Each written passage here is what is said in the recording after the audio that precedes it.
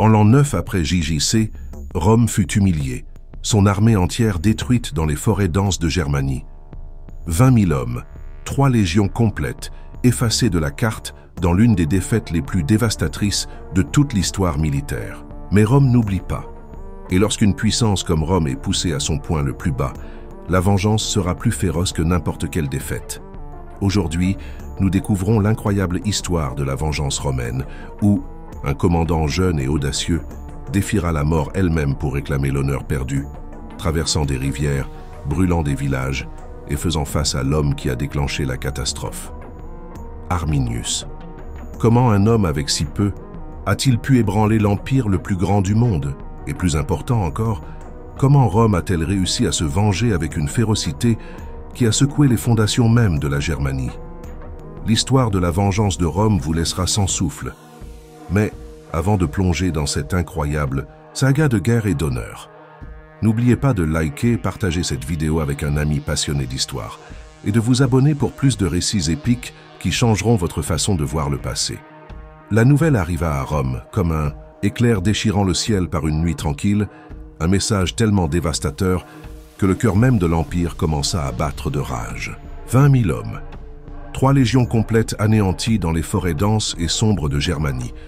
Rome, la ville éternelle, l'empire le plus grand de tous les temps, était face à son pire cauchemar. La fureur des Germains, ces peuples que Rome avait méprisés pendant si longtemps, se levait maintenant dans un massacre si féroce qu'il semblait déchirer l'âme même de son armée. 3 légions, qui auraient pu l'imaginer? Et le pire de tout, leurs aigles d'or, les étendards sacrés de Rome, capturés, dépouillés de leur gloire. L'empereur Auguste, l'homme qui avait forgé cet empire, marchait dans les couloirs de son palais tel un lion blessé. « Quintilius Varus, rends-moi mes légions !» criait-il, alors que la tragédie de Teutoburg planait sur Rome. Mais les légions ne reviendraient jamais.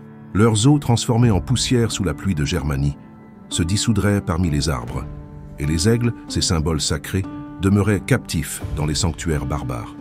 Rome était plongée dans le deuil. Les soldats tombés n'étaient pas seulement des hommes, ils représentaient le pouvoir même de l'Empire. Mais la honte était insupportable, et dans ce feu de fureur et de douleur, une promesse fut forgée. Rome n'oublierait pas, Rome ne pardonnerait pas. Les Biobecercis, rue de Rome, murmuraient de sombres présages, des signes que les dieux n'étaient pas satisfaits. Les statues d'Auguste furent frappées par des éclairs, et les Lars et les Pénates, les dieux protecteurs de la ville, pleuraient des larmes de sang. Mais l'empereur savait que les sacrifices ne suffisaient pas. Le sang des Germains serait la seule offrande suffisante pour purifier la honte de Teutoburg. Germanie doit être punie, déclara Auguste devant le Sénat, mais pas dans la précipitation. Le moment pour la rétribution devait être choisi avec sagesse, et non avec une rage aveugle. La vengeance romaine ne tombait pas entre les mains de n'importe qui. Rome avait besoin d'un homme exceptionnel, quelqu'un qui non seulement était brillant au combat, mais comprenait aussi l'âme de l'Empire. Tibère, le nouvel empereur, vit en son neveu Germanicus, cet homme. Charismatique, brillant et féroce en guerre, Germanicus représentait le meilleur de Rome.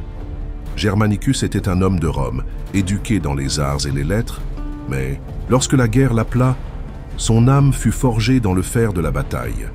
En 14 après JC, le jeune commandant traversa le Rhin avec une armée de plus de 30 000 hommes, cherchant à récupérer la gloire perdue et à faire payer les Germains. Germanicus ne perdit pas de temps. Au printemps de l'an 14, il traversa le Rhin avec ses forces, apportant avec lui la promesse de justice. Mais cette fois, ce ne serait pas une campagne ordinaire. Cette fois, la guerre serait menée avec une précision brutale. Rome ne cherchait pas seulement la vengeance. Elle voulait montrer que l'Empire ne se soumettrait pas au défi. Les villages furent rasés, les champs détruits et chaque résistance germanique écrasée avec une efficacité brutale. Mais ce n'était que le prélude à ce qui allait venir.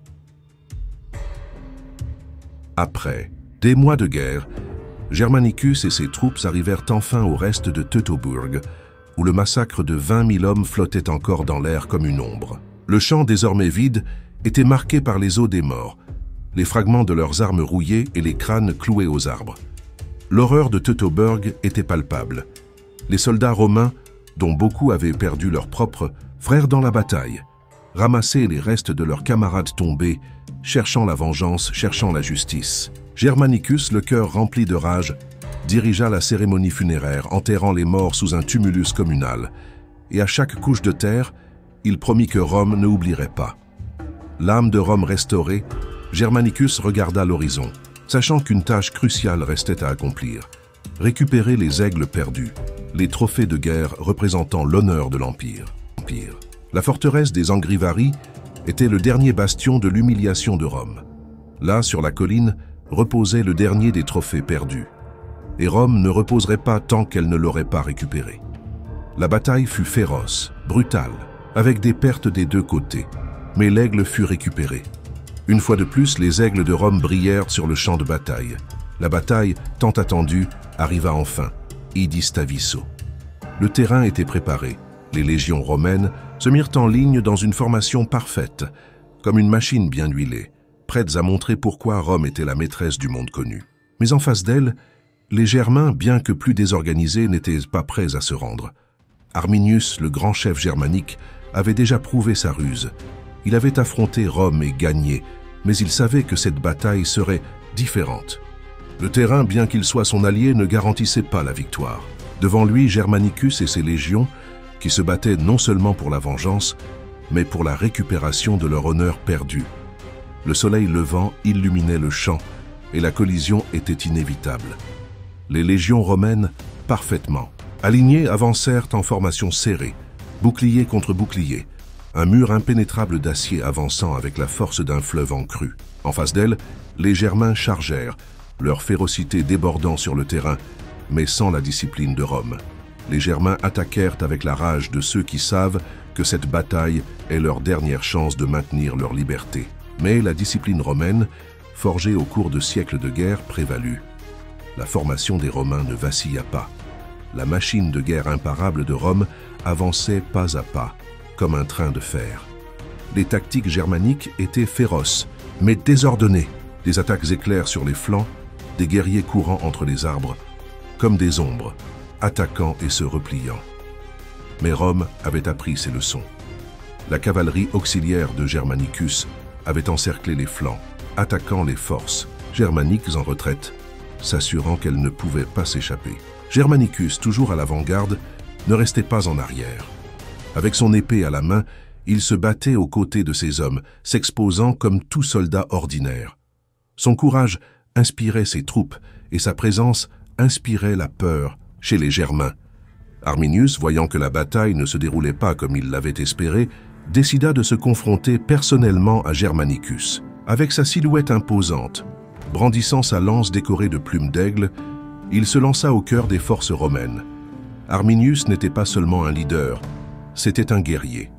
Il savait que s'il voulait préserver son statut de leader, de la résistance, il devait vaincre Germanicus. Mais son attaque féroce ne suffit pas. Le centre romain inébranlable résista et les Germains commencèrent à voir leur espoir s'évanouir. Blessé, mais toujours avec la force de la désespoir, Arminius tenta de regrouper ses forces. Mais il était déjà trop tard. Le destin de la Germanie était scellé et la débandade de son armée commença. Les Germains fuyaient vers les marais et les forêts denses, tentant d'échapper à la poursuite implacable des Romains. La victoire de Rome à Idi Staviso n'était pas seulement une victoire tactique, mais symbolique. Les forces de Germanicus avaient écrasé les Germains avec la force d'un empire qui n'oublie pas. Les aigles, ces symboles sacrés, flottaient à nouveau sur le champ de bataille. Mais la guerre ne s'arrêta pas là. Arminius, l'homme qui avait autrefois vaincu Rome, se retira dans la forêt, blessé, mais toujours en vie. La fureur de Rome avait écrasé son armée, mais pas son esprit. Arminius ne mourrait pas sur le champ de bataille, mais ses jours de gloire étaient terminés. Bientôt, les tribus germaniques, unies sous sa direction, reviendraient à leur ancienne rivalité. Et sa vie finirait non pas au combat, mais par la main de ceux qui le considéraient comme un traître. Rome avait vengé l'humiliation de Teutoburg, mais le prix de la victoire fut élevé. Les légions de Germanicus marchaient victorieuses, mais épuisées, laissant derrière elles une traînée de destruction. Le retrait vers les quartiers d'hiver fut forcé par une tempête imprévue, un signe que, bien que Rome ait récupéré son honneur, la guerre n'était jamais facile. Le soleil couchant reflétait la fureur d'un Rome qui avait été humilié mais qui n'avait jamais été vaincu. Germanicus, comme un héros, retourna à Rome avec les aigles récupérés et la gloire restaurée. Germanicus retourna à Rome comme un héros. La ville célébra sa victoire, mais les ombres du pouvoir étaient longues.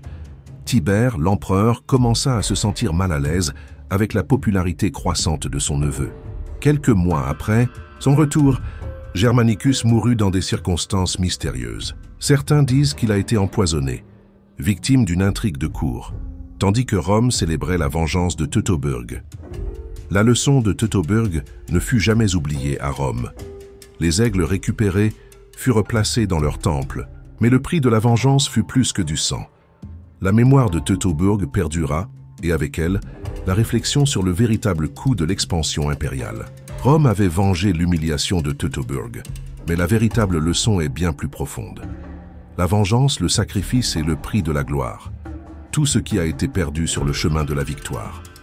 À travers la fureur de Germanicus, Rome démontra que, bien que les défaites puissent être dévastatrices, la force de l'Empire trouvera toujours un moyen de se relever. Mais la vengeance peut-elle vraiment guérir les blessures de la guerre? Ou est-ce simplement un rappel de ce qui est toujours en jeu lorsque le pouvoir se confronte à sa propre ombre? L'histoire de Teutoburge et de la vengeance romaine est une histoire qui nous apprend que même le plus grand des empires a son prix. Si cette histoire vous a laissé sans voix, n'oubliez pas de liker, de partager cette vidéo avec un ami et de vous abonner pour continuer à découvrir les histoires les plus épiques de l'histoire mondiale. Dites-nous dans les commentaires quelle partie de la vengeance de Rome vous a le plus impressionné. Souhaitez-vous en savoir plus sur d'autres moments cruciaux de l'histoire de Rome? Nous sommes là pour vous raconter tout cela.